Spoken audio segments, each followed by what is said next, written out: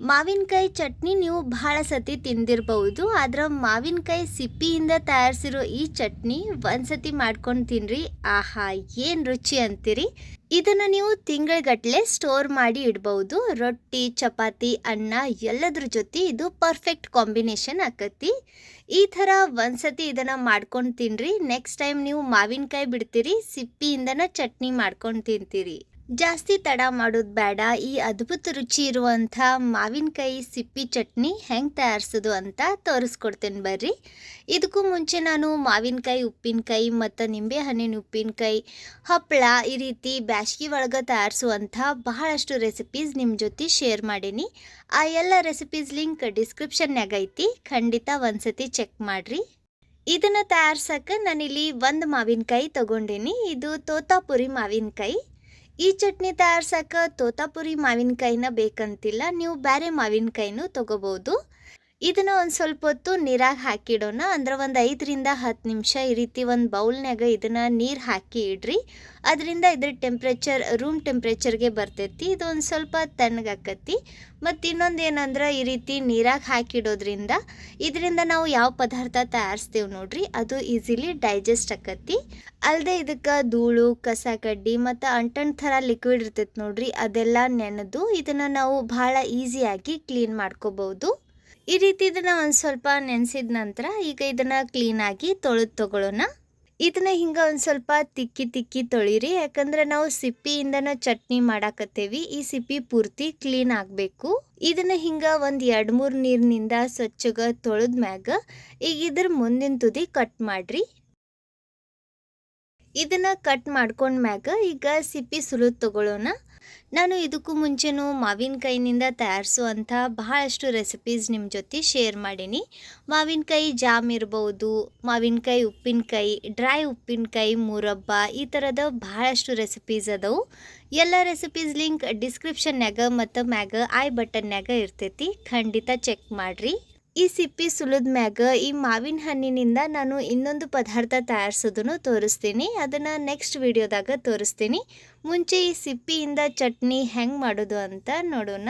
ಈ ಮಾವಿನಕಾಯಿ ಮೀಡಿಯಮ್ ಆಕಾರದಾಗ ಇತ್ತು. ನೀವು ಅಗದಿ ಸಣ್ಣ ಮಾವಿನಕಾಯಿ ತೊಗೊಂಡ್ರೆ ಏನು ಮಾಡ್ರಿ, 2 ಮಾವಿನಕಾಯಿ ಸಿಪ್ಪಿ ತಗೋರಿ. ಇವನ್ನ ಬಟ್ಟಲ್ದಾಗ ಹಾಕಿ ಸೈಡ್ ತೆಗೆದಿಟ್ಟು ಈಗ ಈ ಮಾವಿನಕಾಯಿ ಕಟ್ ಮಾಡ್ಕೊಂಡು ತಗೊಳ್ಳೋಣ. ಇದನ್ನು ತೀರಾ ಸಣ್ಣಕ್ಕೇನು ಬೇಡ, ರಫ್ಲಿ ಚಾಪ್ ಮಾಡ್ಕೊಂಡು ತಗೋರಿ. ನೀವಿಲ್ಲಿ ನೋಡಕತ್ತಿರ್ಬೋದು ನೋಡ್ರಿ, ಹಿಂಗೆ ಸಣ್ಣಕ್ಕೆ ಅಥವಾ ಮೀಡಿಯಮ್ ಆಕಾರದಾಗ ಇದನ್ನು ಹೆಚ್ಚಿದ ನಂತರ ಇದ್ರಾಗಿನ ಸ್ವಲ್ಪ ಮಾವಿನಕಾಯಿ ಹೋಳು ನಾವು ಈ ರೆಸಿಪಿ ಒಳಗೆ ಯೂಸ್ ಮಾಡ್ತೀವಿ. ಉಳಿದಿರೋ ಮಾವಿನಕಾಯಿನಿಂದ ಯಾವ ರೆಸಿಪಿ ಮತ್ತು ಹೆಂಗೆ ತಯಾರಿಸೋದು ಅನ್ನೋದು ಮುಂದಿನ ವಿಡಿಯೋದಾಗ ತಿಳಿಸ್ತೀನಿ. ಈಗ ಈ ಚಟ್ನಿ ತಯಾರ್ಸಕ್ಕೆ ಮಸಾಲ ಹುರ್ಕೊಂಡು ತಗೊಳ್ಳೋಣ. ನಾನು ಇದನ್ನು ಈ Agaro triply stainless steel PAN ಒಳಗೆ ತಯಾರ್ಸಕತ್ತೀನಿ.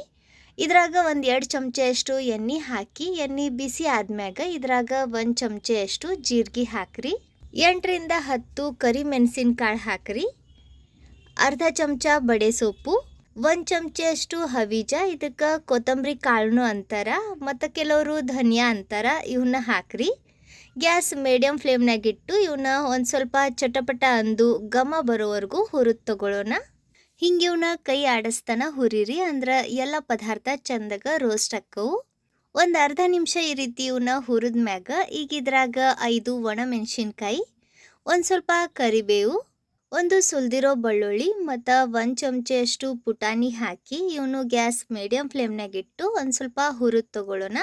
ಬೆಳ್ಳುಳ್ಳಿ ಹಸಿ ವಾಸನೆ ಹೋಗಿ ಕರಿಬೇವು ಏನೈತೆ ನೋಡ್ರಿ ಒಂದು ಸ್ವಲ್ಪ ಕ್ರಿಸ್ಪಿ ಆಗಬೇಕು.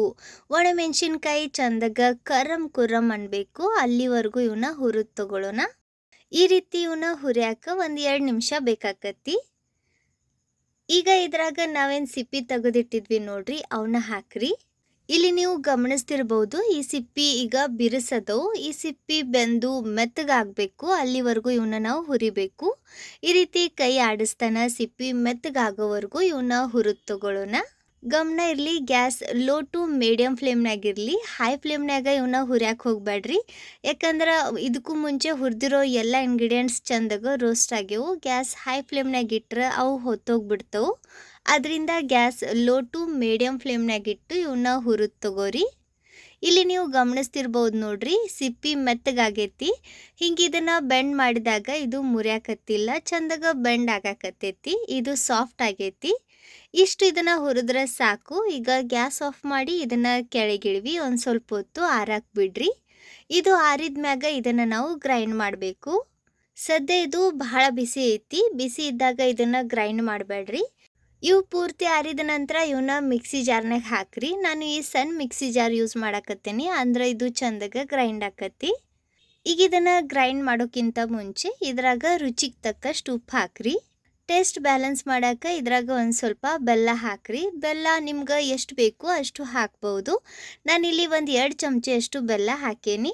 ಈಗ ಇದನ್ನು ಗ್ರೈಂಡ್ ಮಾಡ್ಕೊಂಡು ತಗೊಳ್ಳೋಣ. ಸದ್ಯ ಇದ್ರಾಗ ನೀರು ಹಾಕೋದು ಬೇಡ, ನಂತರ ಇದ್ರಾಗ ನೀರು ಸೇರಿಸ್ಬೇಕು. ನೋಡ್ರಿ, ಈ ರೀತಿ ಇದನ್ನು ಗ್ರೈಂಡ್ ಮಾಡ್ಕೊಂಡ್ಮ್ಯಾಗ ಈಗ ಇದ್ರಾಗ ನಾವು ಆಗಲ್ಲೇ ಹೆಚ್ಚಿಟ್ಟಿದ್ವಿ ನೋಡ್ರಿ ಮಾವಿನಕಾಯಿ ಹೋಳು, ಅದ್ರಾಗಿನ ಒಂದು ಸ್ವಲ್ಪ ಹೋಳು ಹಾಕ್ರಿ. ಅಂದರೆ ಇದ್ರಾಗ ಹುಳಿ ಫ್ಲೇವರ್ ಬರ್ತೈತಿ. ಒಂದು ಅರ್ಧ ಕಪ್ನಷ್ಟು ನೀರು ಹಾಕಿ ಇದನ್ನು ಎಷ್ಟು ಸಾಧ್ಯ ಅಷ್ಟು ಸಣ್ಣಕ್ಕೆ ಗ್ರೈಂಡ್ ಮಾಡ್ಕೊಂಡು ತಗೊಳ್ಳೋಣ. ನೋಡ್ರಿ, ಈ ರೀತಿ ಇದನ್ನು ನಾನು ಎಷ್ಟು ಆಕತಿ ಅಷ್ಟು ಸಣ್ಣಕ್ಕೆ ಗ್ರೈಂಡ್ ಮಾಡ್ಕೊಂಡು ತಗೊಂಡೇನಿ. ತೀರಾ ಫೈನ್ ಅಂದ್ರೆ ಪೂರ್ತಿ ಪೇಸ್ಟ್ ಥರ ಮಾಡಬೇಡ್ರಿ, ಒಂದು ಸ್ವಲ್ಪ ತರ್ತರಿಯಾಗಿ ಇರಲಿ, ತಿನ್ನಕ್ಕೆ ರುಚಿ ಅನ್ನಿಸ್ತೈತಿ. ಈಗ ಇದಕ್ಕೆ ಒಗ್ಗರಣೆ ಹಾಕಬೇಕು. ಒಗ್ಗರಣೆ ಒಳಗೆ ಜಾಸ್ತಿ ಏನಿಲ್ಲ, ಸೇಮ್ ಪ್ಯಾನ್ ಬಿಸಿ ಮಾಡಿಕೊಂಡು ಇದ್ರಾಗ ಒಗ್ಗರಣೆಗೆ ಎಣ್ಣೆ ಹಾಕ್ರಿ. ಎಣ್ಣೆ ಒಂದು ಸ್ವಲ್ಪ ಜಾಸ್ತಿನ ಹಾಕ್ರಿ, ಯಾಕಂದ್ರೆ ಇದನ್ನು ನಾವು ಸ್ಟೋರ್ ಮಾಡಬೇಕು. ಎಣ್ಣೆ ಹಾಕೋದ್ರಿಂದ ಇದು ಜಾಸ್ತಿ ದಿನ ತಡಿತೈತಿ. ನಾನಿಲ್ಲಿ ಒಂದು 4ರಿಂದ 5 ಚಮಚೆಯಷ್ಟು ಎಣ್ಣೆ ತಗೊಂಡಿನಿ. ಎಣ್ಣೆ ಬಿಸಿ ಆದ್ಮ್ಯಾಗ ಇದ್ರಾಗ ಒಂದು ಸ್ವಲ್ಪ ಸಾಸಿವೆ ಮತ್ತು ಜೀರಿಗೆ ಹಾಕ್ರಿ. ಗ್ಯಾಸ್ ಲೋ ಟು ಮೀಡಿಯಮ್ ಫ್ಲೇಮ್ನಾಗಿಟ್ಟು ಇವನ್ನ ಚಟಪಟ ಅನ್ನೋವರೆಗೂ ಹುರಿರಿ. ಇವು ಬೆಂದ್ಮ್ಯಾಗ ಇದ್ರಾಗ ಒಂದು ಸ್ವಲ್ಪ ಕರಿಬೇವು ಮತ್ತು ಅರ್ಧ ಚಮಚೆಯಷ್ಟು ಹಿಂಗೆ ಹಾಕಿ ಗ್ಯಾಸ್ ಲೋ ಟು ಮೀಡಿಯಮ್ ಫ್ಲೇಮ್ನಾಗನೇ ಇಟ್ಟು ಇವು ಒಂದು ಸ್ವಲ್ಪ ಕ್ರಿಸ್ಪಿ ಆಗೋವರೆಗೂ ಹುರಿದು ತಗೊಳ್ಳೋಣ. ಹಿಂಗೆ ಒಂದು ಅರ್ಧ ನಿಮಿಷ ಇವನ್ನ ಹುರಿದ ನಂತರ ಈಗ ಗ್ರೈಂಡ್ ಮಾಡಿಟ್ಟಿರೋ ಪೇಸ್ಟ್ ಹಾಕಿ ಇದನ್ನು ಮಿಕ್ಸ್ ಮಾಡ್ಕೊಂಡು ತಗೊಳ್ಳೋಣ. ಮಿಕ್ಸಿ ಜಾರ್ನಾಗೂ ಒಂದು ಸ್ವಲ್ಪ ಪೇಸ್ಟ್ ಉಳಿದಿರ್ತೈತಿ, ಅದ್ರಾಗ ಒಂದು 1/4 ಕಪ್ನಷ್ಟು ನೀರು ಹಾಕಿ ಚೆಂದಾಗ ಮಿಕ್ಸ್ ಮಾಡಿಕೊಂಡು ಆ ನೀರನ್ನು ನಾನು ಇದ್ರಾಗ ಹಾಕಾಕತ್ತೀನಿ. ನೀವು ಅನ್ಕೊಂತಿರ್ಬೋದು ಇದ್ರಾಗ ನಾವು ನೀರು ಹಾಕಾಕತ್ತೀವಿ, ಇದು ಜಾಸ್ತಿ ದಿನ ಹೆಂಗೆ ತಡಿತೈತೆ ಅಂತ. ನಾವು ಇದ್ರಾಗ ನೀರು ಹಾಕಿದ್ರು ಈ ಪೂರ್ತಿ ನೀರು ಒಣಗಿ ಈ ಚಟ್ನಿ ಎಣ್ಣೆ ಬಿಡ್ತೈತೆ ನೋಡ್ರಿ, ಅಲ್ಲಿವರೆಗೂ ಇದನ್ನು ಬೇಯಿಸ್ತೀವಿ. ಅದರಿಂದ ಇದು ಜಾಸ್ತಿ ದಿನ ತಡಿತೈತಿ, ಕೆಡಂಗಿಲ್ಲ. ಗ್ಯಾಸ್ ಲೋ ಟು ಮೀಡಿಯಮ್ ಫ್ಲೇಮ್ನಾಗಿಟ್ಟು ಇದನ್ನು ಈ ರೀತಿ ಕಾಡಿಸ್ತಾನ ಗಟ್ಟಿ ಆಗೋವರೆಗೂ ಬೇಯಿಸಿ ತಗೊಳ್ಳೋಣ. ಈಗ ನೀವು ಇಲ್ಲಿ ಗಮನಿಸ್ತಿರ್ಬೋದು ನೋಡ್ರಿ, ಇದನ್ನು ನಾವು ಹೆಂಗೆ ಬೇಯಿಸ್ತೀವಿ ಹಂಗೆ ಇದ್ರ ಕಲರ್ ಡಾರ್ಕ್ ಆಕತಿ ಮತ್ತು ಇದು ಎಡ್ಜಸ್ಗೆ ಎಣ್ಣೆ ಬಿಡ್ತೈತಿ. ಇದನ್ನು ಟೇಸ್ಟ್ ಮಾಡಿದಾಗ ಒಂದು ಸ್ವಲ್ಪ ಉಪ್ಪು ಕಡಿಮೆ ಅನ್ನಿಸ್ತು, ಅದಕ್ಕೆ ನಾನು ಇದ್ರಾಗ ಇನ್ನೊಂದು ಅರ್ಧ ಚಮಚೆಯಷ್ಟು ಉಪ್ಪು ಸೇರಿಸೀನಿ. ಪರ್ಫೆಕ್ಟ್ ನೋಡ್ರಿ, ಇದು ರೆಡಿ ಐತಿ. ಒಂದು 5ರಿಂದ 8 ನಿಮಿಷ ಬೇಯಿಸಿದ ನಂತರ ಇದು ಎಡ್ಜಸ್ಗೆ ಈ ರೀತಿ ಪೂರ್ತಿ ಎಣ್ಣೆ ಬಿಡ್ತೈತಿ. ಸೊ ಈ ಮಾವಿನಕಾಯಿ ಚಟ್ನಿನ ನೀವು ರೊಟ್ಟಿ, ಚಪಾತಿ, ಅನ್ನ ಎಲ್ಲದ್ರ ಜೊತೆ ತಿನ್ಬೋದು. ಭಾಳ ರುಚಿ ಅನ್ನಿಸ್ತೈತಿ. ಈ ಥರ ಇದನ್ನು ತಯಾರಿಸಿ ಗ್ಲಾಸ್ ಜಾರ್ನಾಗ ಹಾಕಿ ತಿಂಗಳಗಟ್ಟಲೆ ಸ್ಟೋರ್ ಮಾಡಿನೂ ಇಡ್ಬೋದು, ಇದು ಕೆಡಂಗಿಲ್ಲ. ಸೊ ಇವತ್ತಿನ ಈ ಮಾವಿನಕಾಯಿ ಸಿಪ್ಪಿ ಚಟ್ನಿ ರೆಸಿಪಿ ನಿಮ್ಮೆಲ್ಲರಿಗೂ ಚಲೋ ಅನ್ಸಿತ್ತಂತ ಅನ್ಕೊತೀನಿ. ಬಿಸಿ ಬಿಸಿ ಅನ್ನದ ಜೊತೆ ಇದ್ರಾಗ ಒಂದು ಸ್ವಲ್ಪ ತುಪ್ಪ ಹಾಕ್ಕೊಂಡು ಕಲಿಸ್ಕೊಂಡು ತಿಂತಾ ಇದ್ರೆ ಆಹಾ ಏನು ರುಚಿ ಅಂತೀರಿ. ಖಂಡಿತ ಇದನ್ನು ನೀವು ಟ್ರೈ ಮಾಡಬೇಕು. ಸೊ ಇವತ್ತಿನ ಈ ರೆಸಿಪಿ ನಿಮ್ಮೆಲ್ಲರಿಗೂ ಯೂಸ್ಫುಲ್ ಆಗೈತೆ ಅಂತ ಅನ್ಕೊತೀನಿ. ರೆಸಿಪಿ ಚಲೋ ಅನ್ಸಿದ್ರೆ ಸ್ವಲ್ಪರ ಯೂಸ್ಫುಲ್ ಅಂತ ಅನ್ಸಿದ್ರೆ ಲೈಕ್ ಮಾಡಿರಿ. ನಿಮ್ಮ ಫ್ರೆಂಡ್ಸ್ ಹಂಗೆ ಫ್ಯಾಮಿಲಿ ಸರ್ಕಲ್ ಜೊತೆ ವಿಡಿಯೋನ ಶೇರ್ ಮಾಡಿ ಪ್ರೋತ್ಸಾಹಿಸಿ. ವಿಡಿಯೋ ನೋಡಿದ್ದಕ್ಕೆ ಧನ್ಯವಾದ. ಭೇಟಿ ಆಗೋಣಂತ ಮತ್ತೊಂದು ಹೊಸ ರುಚಿಯಾಗಿರೋ ಇನ್ನೋವೇಟಿವ್ ರೆಸಿಪಿ ಜೊತೆಗೆ. ಅಲ್ಲಿವರೆಗೂ ನಕ್ಕೊಂತಿರ್ರಿ, ತಿನ್ಕೊಂತಿರ್ರಿ, ಖುಷಿಯಾಗಿರ್ರಿ.